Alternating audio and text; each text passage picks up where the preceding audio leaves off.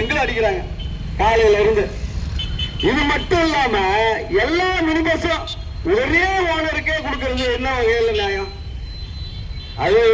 அதை நான் தவறு சொல்ல. அவங்களுக்கு கொடுத்த ரூட்ல அரசு அங்கீகரித்த வழித்தடத்தில் அந்த வாகனங்கள் பயணித்தால் எங்களுடைய ஆட்டோ தொழிலாளிகள் வாழ்வாதாரம் பாதிக்கப்படாம இருக்கும். அவங்களுக்கு அரசு நிர்ணயிச்ச இடத்துல பயணிக்கணும். இது தொடர்ந்து நடக்கிறதுனால இந்த போன வாரத்துல பாத்தீங்கன்னா இன்னைக்கு செவ்வாய்க்கிழமை வண்டி ஓடாது சுத்தமா. ஆனா போன ஞாயிற்றுக்கிழமை இந்த ஞாயிற்றுக்கிழமை போன ஞாயிற்றுக்கிழமை கார் ஸ்டாண்டு ஆட்டோ ஸ்டாண்டு எல்லாமே நிரம்பி வழியுது.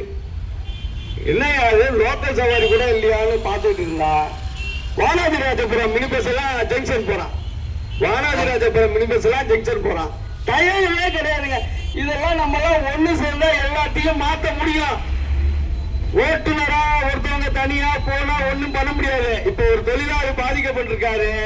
இந்த இடத்துல நம்ம மறையூர் ரோட்ல கஞ்சா போதையில தாக்கியதை வன்மையா கண்டிக்கிறோம். அரசு உடனடியாக அவர் மீது நடவடிக்கை எடுத்து அந்த 4 பேர் கஞ்சா போதையில இருந்தவனை ஏன் தடுக்க முடியல? இரவு ரோந்து போறதே கிடையாது.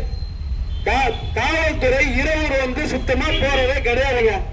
அது மட்டும் இல்லாம எப்பொழுதும் பாருங்க இங்க கார் ஸ்டாண்ட் ஆட்டோ ஸ்டாண்ட்ல எப்பா ஏன்பா இங்க நிக்கிற அந்த நினைப்போ பொதுமக்களுக்கு பாதுகாப்பு கொடுக்கறது யாரும் கிடையாது. அதுக்கு மேல யாருன்னா நம்ம ஆட்டோ ஓட்டுனரும் கார் ஓட்டுனோம் பஸ் ஓட்டுனர் பொதுமக்களுக்கு பாதுகாப்பே கொடுக்குறோம். தனியா ஒருத்தவங்க வர்றாங்கன்னா யாரு பாதுகாப்பு கொடுக்குறாங்க? நாங்க தான். அதை உணர்ந்து நம்ம ஒவ்வொரு ஓட்டுநரும் ஏதோ ஒரு சங்கத்துல சேர்ந்து ஒரு பாதிப்பு வருதுன்னா யாரு முதல்ல நின்று கேட்பா? ஒரு தனிப்பட்ட ஒருத்தவனுக்கு பாதிப்பு வருதுன்னா எந்த சங்கம் கேட்கணும்? சிஐடி மட்டும்தான் கேட்கும். 8 பேர் ஒரு இடத்துல துறைமுகத்துல காமராஜர் துறைமுகத்துல வேலையை விட்டு நீக்கிட்டாங்க. அதுக்காக யாரு போராடுறா? தொழிற்சங்க சிஐடி தொழிற்சங்கம் தான் போராடுறது.